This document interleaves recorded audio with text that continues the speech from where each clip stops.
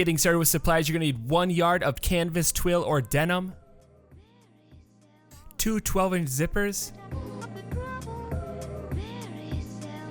2 yards of 1.5-inch webbing,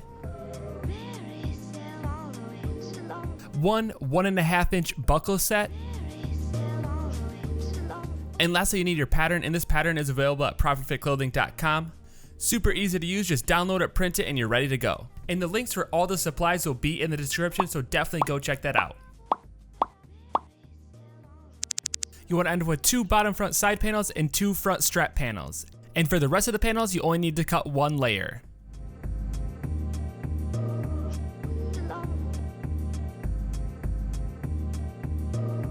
Getting started with construction, grab both of your front pocket panels and mark the fold lines on the fabric. Grab your zipper and place the right side of the zipper on the right side of the fabric at the top of that bottom pocket panel. Once you have it pinned down, go ahead and sew along that edge.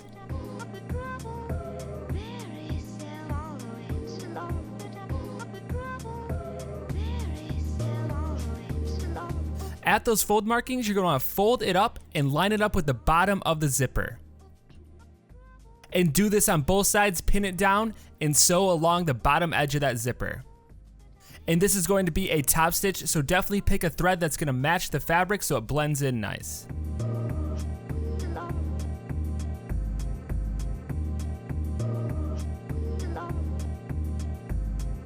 And now we're gonna do the exact same thing to the other side with the top of the pocket panel. So line it up exactly with the bottom, pin it on, and sew along that edge.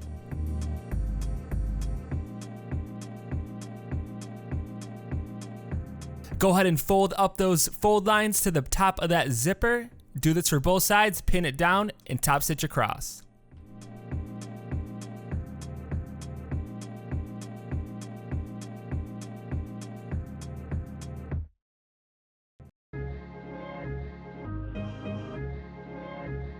Next, grab the bottom front center and the bottom front side panels, and what we're gonna do is sew all these together. So place the right sides together, and you're gonna be putting the sides on the opposite sides of that center panel.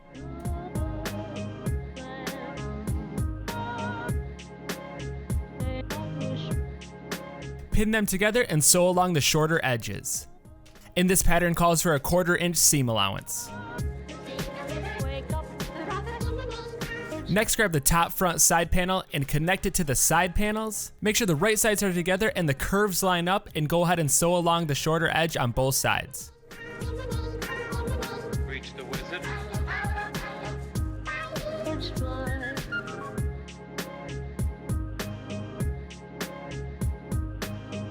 And next, we're going to clean up these edges by adding a double fold bias tape.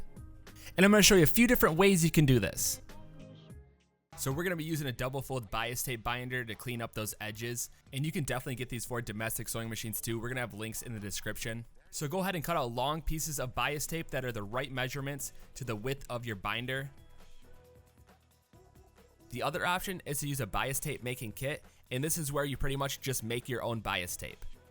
And it comes with a presser foot that helps you attach the bias tape to your garment. And it's pretty simple to use. All you have to do is cut a strip, feed it through, and iron it. And after that, it works the same as the bias tape. You just fold it over and sew it on, or you use that attachment. And if you don't have any of these options, you can go ahead and skip this part. It's not that important. It's just gonna mainly add for a better look on the inside of your bag. And after adding the bias tape, or if you decide to skip it, what we're gonna do now is add top stitching to all those seams.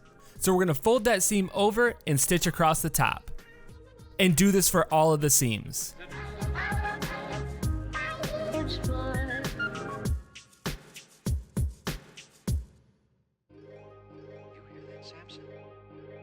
The center on the top side panel and the bottom side center panel, and also mark the centers on your front pocket panels.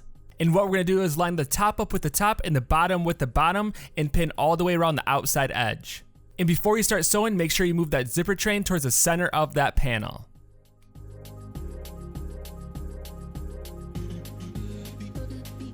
And once you have that zipper moved in, go ahead and sew all the way around the outside edge.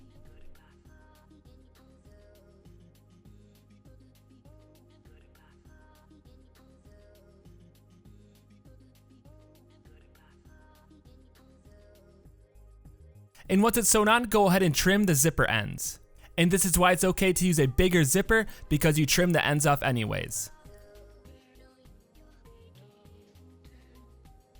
And again, we're going to add the bias tape to that raw inside edge. And this is what it looks like when you add the bias tape.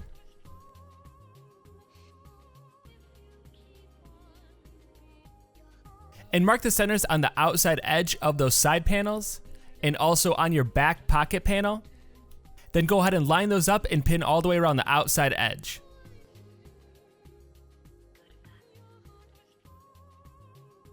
And once you have it pinned on, you can go ahead and sew all the way around the outside edge.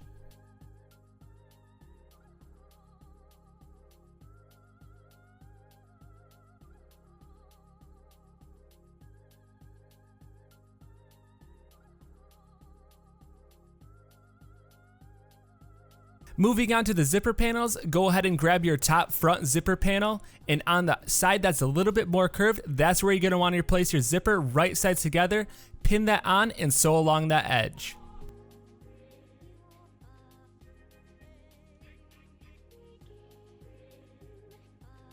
And once it's sewn on, go ahead and roll that seam allowance over on top of itself and add a top stitch along that edge.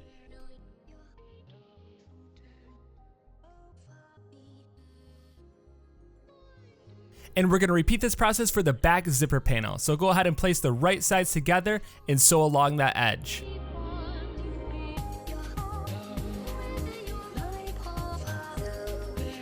Roll that edge over and add a top stitch.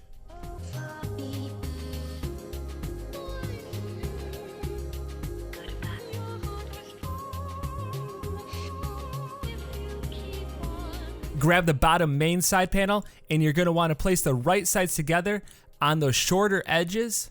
Make sure the inside curve is lined up with the front zipper panel. And once you have it pinned on, make sure that zipper chain is moved in towards the center of that panel. And then now you can go ahead and sew along those shorter edges.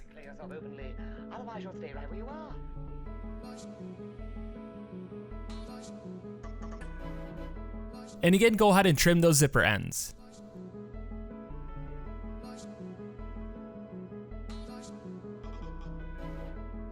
And like in the previous steps, we're going to go ahead and add bias tape to both of these raw edges.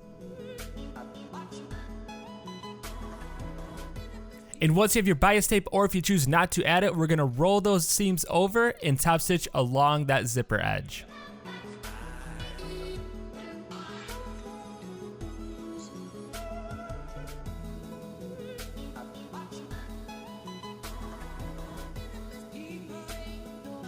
Grab that pocket that you just completed and also the side panel that you just completed, mark the centers on both, and we're going to line those centers up, and make sure you're lining it up with the front zipper panel. And once you have it lined up and pinned on, you can go ahead and sew all the way around the outside edge. I am a plain, simple man. I have plain, simple feelings, and I use plain, simple words. And I simply have to let you know, plainly, that I plainly and pimply want.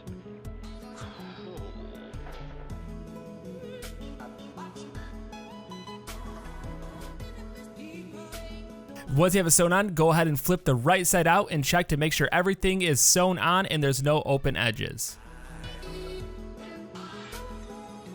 And again, I recommend putting the double folded bias tape all the way around that inside edge.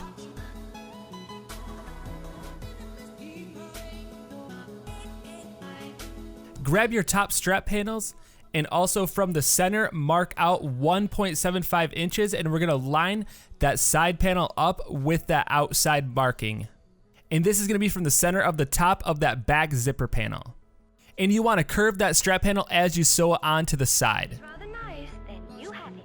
Oh no, really? I think you ought to give me. And then go ahead and repeat this process for the other side.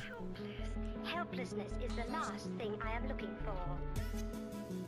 Next, cut two 22-inch strips of your 1.5 inch webbing, and we're gonna take the back panel and line it up exactly in the middle of those sides. And go ahead and repeat this process for the other side. And what we're gonna do is pin those on and stitch as close as you can to the outside edge.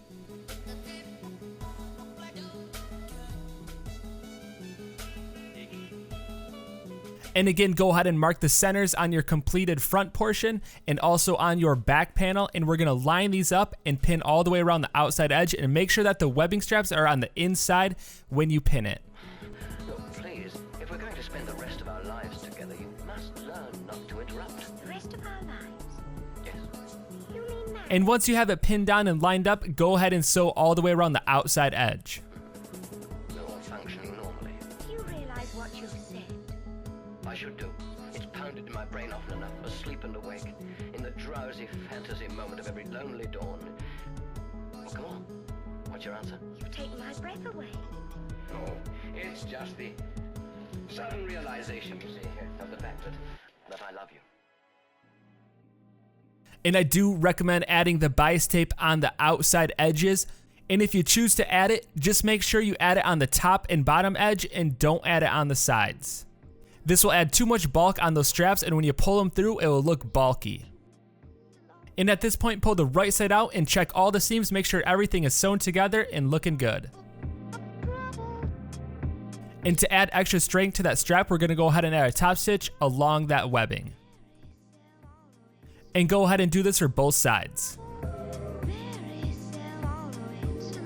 Next, we're gonna add the buckle, and this is a double adjustable strap buckle. So instead of adding the strap slide, we're gonna be adding 2 elastic holders for the webbing. And it's just elastic that's sewn in a loop that's smaller than the webbing. And you're gonna wanna start by placing your elastic loop onto the webbing first, and then grab your buckle and slide the webbing through back to front.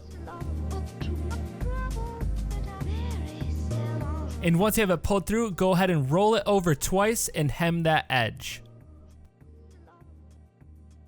And go ahead and repeat this process for the other side. It's done the exact same way. And as you can see, you just feed your webbing through that elastic strap and it holds it into place.